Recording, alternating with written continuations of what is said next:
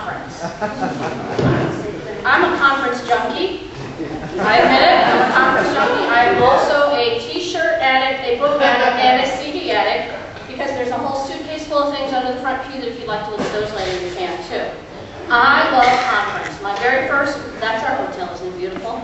The very first one I went to, I really enjoyed the worship and I loved the workshops and I was the delegate, but I was so lonely. I didn't know anyone. I cried and I went home early. And I vowed my next experience was going to be different. I had gone to the local conferences, so at least I knew a few people besides just the pastor. And when I went to my next conference and my next one as delegate, I felt like I was a part of things. The worship was phenomenal. That wasn't as good a picture, but there are 1,200 people. The altar today is similar to an altar that you saw on one of Patrick's slides and one of the ones you'll see here. Every worship service had a different altar, and they were spectacular, and they were beautiful, and the music was perfect. I sang in a choir of 60 people. Now, I only get 1 week vacation with my current job, and I took it to go to General Conference. I was just going to go with my partner, and we were going to go have fun. I wasn't going to do any of the conference stuff. Thank goodness for the church. She wasn't able to go, so I became our appointed delegate, and I did the conference stuff and the business meetings and represented our church. But I still wanted to go to have the fellowship, the worship, and the camaraderie. That is a baptism at the pool. It's just some of the people. We all hung out at the pool in 90-degree heat in the early evening to be baptized in the swimming pool, and the denomination, the moderator of our denomination baptized me. And I was crying, and it was intense, and it was amazing. There's always an interesting experience. And we have local conferences, clusters. We used to have district conferences, and we had regions. Now one of the things that we did is now we have, what do we call our new things, teams, term? Yeah, we got networks. See, it's so new, I can't even get used to the term. But the things that you learn, there are workshops. I mean, there's 2 pages of all the workshops that you could possibly attend, and they're on worship excellence, on board, on running things, on ideas, on fundraising, and talking to people about what worked and what their history is. And, you know, we weren't able to send people this time. I went on my own dime, and I represented the church because it's that important to me. And I thought, well, how can I convey to you why it's so important that we have a delegate there? Imagine that you couldn't come to our annual meeting that we have, and decisions were made, and you're just stuck with them. You have no voice in them, no say in them. We get a say in things. You know, it may be just a delegate and a clergy person, or soon 2 delegates, because we're getting bigger. When you hit over 100, you have 2 delegates, and then your clergy. Also, you get to have, even if you're not a delegate and you go hear some of the stuff, you can come back and explain why we're doing what we're doing.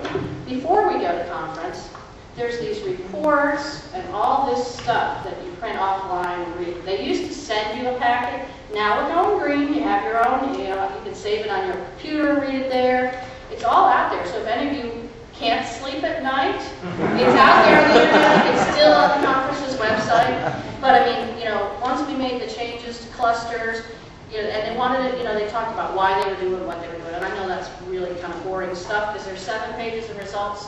I will have that kind of stuff later. I'm trying to get people excited. That is an altar at the top of the cliffs where the guys died. There are opportunities for socializing, whether it's at a meal, whether you're sitting out working on your computer in the middle of things before, after, during, the events. And you get to meet the people. I didn't know he was pretty damn Choi up. But not only do you listen to him speak, he was a preacher's kid, and that boy could preach. Yes. He had Korean parents, and he was like Margaret Cho. His mother, when you gonna marry a nice Korean girl? And then he told her his day, and she finally got it. He goes, oh, I don't want you with a Korean boy. He was funny, but he was serious, and he was engaging, and he was available. I met him. I met Bishop Gene Robinson. People ask, well, what's in it for us? If you're in a relationship, do you ask yourself what's in it for me? I mean, we've got people who, like John and Ron, who have been in relationships for over 40 years. I don't think they ever ask what's in it for them. Or Marion and Wayne and Gail and Lou, over 20 years. I don't think they go, well, what's in this relationship for me? Our relationship with the fellowship is a relationship. It's a friendship. We're interdependent on the other. If we, at this particular moment in our church's history, If we were not part of the fellowship, we wouldn't be able to get Patrick. We wouldn't be able to get a provisional or interim pastor. There wouldn't be an available pool of pastors to go choosing from. There wouldn't be some of the music. We had Dolores Berry, Marcia Stevens, Sean Thomas. We wouldn't have heard about him, and how would that have affected Brian's life? We hadn't heard of Sean Thomas for our church.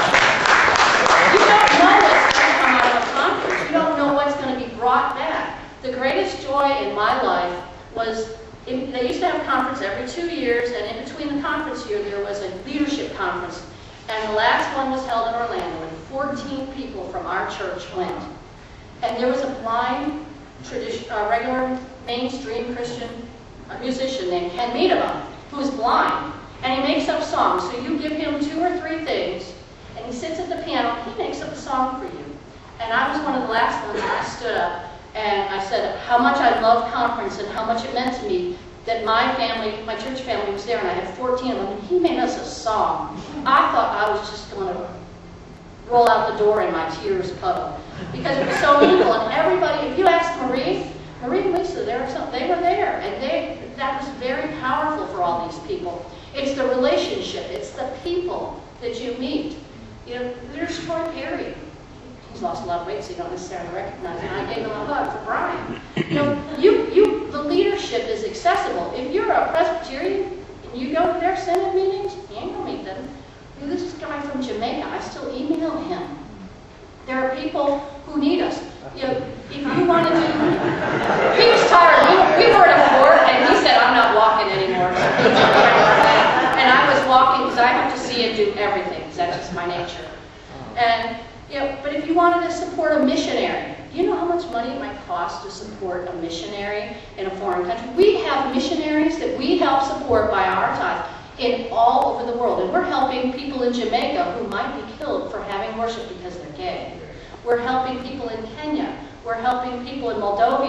You know, I feel partially responsible and in a good, positive way, because you can get married in Argentina if you're gay, because we have church presence there. We have church presence in South America, and we make all of these things possible by being a part of MCC. And that lovely logo that we have, it's national branding. That's the guy from Kenya. So I've got pictures that I will also have later that he sent me from our church. And he called me from Kenya Friday morning. He spoke to Jeremiah in our church Thursday.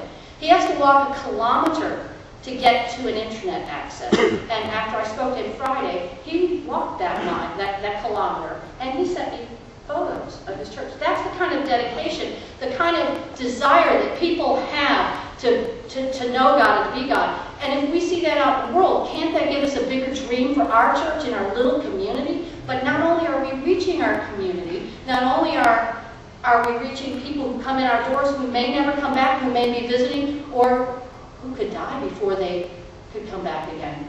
We're all reaching these people with God's love. We're making friends everywhere they go. Yes, I am the cat lady. So if there was a cat in Mexico, I had to be its friend, and that's at the Chapel of Peace. That's the store cat, because I've never met a gift shop. I didn't go into or find something I wanted to purchase. Even yesterday at the Labyrinth Walk, I spent my share of money and bought some lovely things, because that's what I collect. But I also collect memories, and I like to collect people. There's so many people. All these people, they weren't on my Facebook. They're all my Facebook friends now. And I keep in touch via email, or I see what's going on, or we post pictures, and things go back and forth, and I feel connected. And I want you guys to feel connected, because those are God's hands. God's hands are everywhere. When we talk about us being God's hands at the end of every day, those are God's hands. God's hands are everywhere. So don't ask about what's in the relationship. Be part of the relationship. See the beauty. Now, there are so many things I could talk about conference, but I was told I had a limited amount of time, so I'm just going to try to stick to it. But I do want to tell you there are certain things about conference that I can't tell you, because what happens at conference stays at conference.